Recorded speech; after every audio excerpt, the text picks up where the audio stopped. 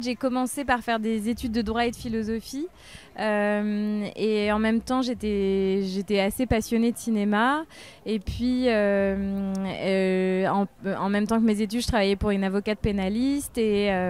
en fait à un moment je me suis dit que j'avais envie d'aborder au fond ces questions humaines d'une autre façon que par le droit. Et donc comme j'avais beaucoup développé ma cinéphilie et que je ne savais pas tout à fait comment accéder au monde du cinéma, j'ai présenté le concours de la Fémis et c'est ce qui m'a ouvert la porte sur le cinéma. J'ai réalisé un court-métrage qui s'appelle Le vol des cigognes. Le sujet, je l'ai trouvé, en fait, quand je faisais mon court-métrage, je suis tombée sur un fait divers qui raconte l'histoire d'une jeune femme qui emprunte l'enfant de sa meilleure amie et qui fait croire à un homme que c'est le sien. Et en fait, ce qui m'a tout de suite interpellée dans cette histoire, c'est que je me suis dit que c'est une histoire d'amitié et qu'il y avait une amitié entre deux femmes qui étaient en jeu dans cette histoire, et j'ai eu envie d'investir cette histoire d'amitié parce que ça m'a semblé proche en fait parce que moi quand ma meilleure amie est devenue mère, je sais que ça avait créé un bouleversement dans notre lien et j'avais envie de parler de ça et j'avais aussi envie de parler, en fait je trouvais très beau l'idée de parler du bouleversement d'une amitié et de la naissance d'une histoire d'amour autour d'un même mensonge, et de parler aussi de la place du mensonge dans une histoire d'amour. Il n'y a aucun élément biographique ou autobiographique dans le film, mais je pense que quand on fait de la fiction, même très éloignée de soi, on met forcément des choses de soi dedans parce qu'on crée des personnages, et qu'on crée des personnages avec ce qu'on est et avec notre conception du monde, avec notre humanité, et que c'est en ça que c'est nourri par l'auteur, mais il n'y a pas d'élément autobiographique dans ce film, non. Mais oui, cette histoire est inspirée d'une histoire vraie. Alors, je raconte pas tout à fait l'histoire du point de vue de l'homme, parce qu'il y a deux couches et il y a deux points de vue. C'est-à-dire que l'image raconte l'histoire du point de vue de cette femme, et on est toujours dans le point de vue de cette femme. Et par contre, la voix off, effectivement, épouse le point de vue a posteriori du personnage de Milos, parce qu'en fait, pour deux raisons. La première, c'est que, en fait, moi, mon envie de film, elle est partie d'un questionnement sur un personnage où j'avais pas forcément les réponses, et donc j'avais très envie, j'avais besoin que la voix off épouse un point de vue qui était plus proche du mien en tant que réalisatrice, qui était de s'interroger sur l'histoire de cette femme et de s'interroger sur ce qui peut faire qu'on glisse petit à petit dans le mensonge et qu'on puisse ne plus s'en sortir. Et en fait, si j'ai choisi le point de vue de Milos, c'est parce que je trouvais très important, en fait, dans ces histoires et souvent même dans les procès qui a lieu après ces histoires, la justice traite toujours l'homme comme une victime. Et en même temps, quand on lit ces histoires, la première réaction, c'est toujours de se dire mais comment il a fait pour ne pas voir, comment il a fait pour ne pas voir, ne pas comprendre. Et en fait, je voulais que le personnage ait l'intelligence a posteriori d'interroger sa propre place et d'interroger sa position de complice inconscient dans cette histoire, c'est-à-dire de se dire au fond, oui, elle m'a menti, mais qu'est-ce que moi j'ai pas voulu voir, et est-ce qu'au fond j'ai pas aussi participé à ce mensonge? Et ça, c'était très important pour moi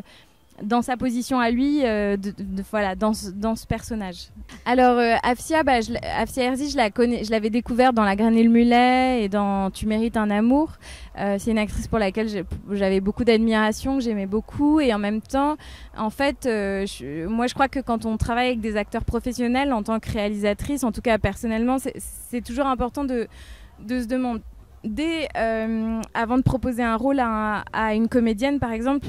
si elle a déjà fait un rôle proche, ou en tout cas en quoi ce rôle va être au contraire justement nouveau pour elle, et en quoi c'est intéressant parce que ça va déplacer son expérience, faire évoluer son expérience, et que ça va me permettre moi de trouver une liberté parce que je vais lui proposer quelque chose de nouveau.